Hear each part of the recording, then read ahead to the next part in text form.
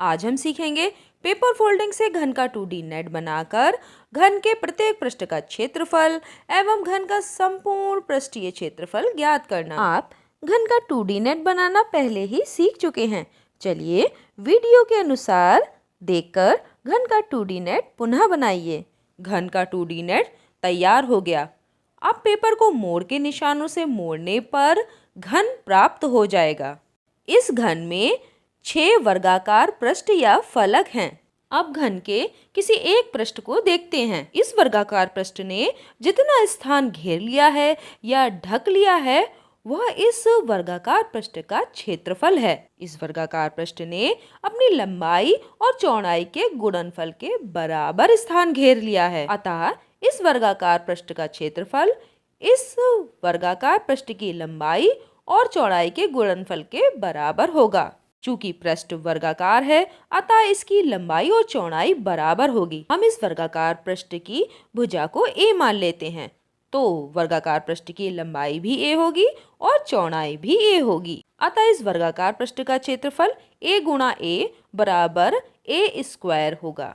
चूंकि घन के सभी 6 वर्गाकार पृष्ठ बराबर हैं, अतः सभी वर्गाकार पृष्ठों का क्षेत्रफल भी a स्क्वायर ही होगा। अब यदि हम इन सभी 6 वर्गाकार पृष्ठों के क्षेत्रफल को जोड़ लें तो हमें इस घन का संपूर्ण पृष्ठीय क्षेत्रफल या संपूर्ण पृष्ठ प्राप्त हो जाएगा। तो इस प्रकार घन का संपूर्ण पृष्ठीय क्षेत्रफल बराबर 6 गुणा a स्क्वायर। चूंकि a घन की एक भुजा है अतः घन का संपूर्ण पृष्ठीय क्षेत्रफल को 6a स्क्वायर की जगह 6 गुणा भुजा का वर्ग भी लिख सकते हैं। चलिए अब स्केल से इस घन की भुजा को नाप कर देखते हैं।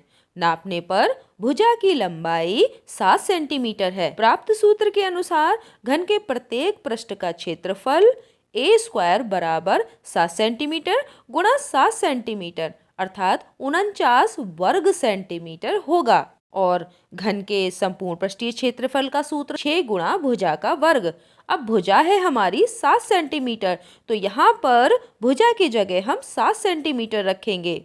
7 सेंटीमीटर का वर्ग करने पर 49 वर्ग सेंटीमीटर प्राप्त होगा। अब इस 49 वर्ग सेंटीमीटर की 6 से गुणा कीजिए तो घन का संपूर्ण पृष्ठीय क्षेत्रफल 294 वर्ग सेंटीमीटर प्राप्त हो जाएगा। इस प्रकार हम किसी भी लंबाई की भुजा का घन बनाकर उसका संपूर्ण पृष्ठीय क्षेत्रफल आसानी से ज्ञात कर सकते हैं।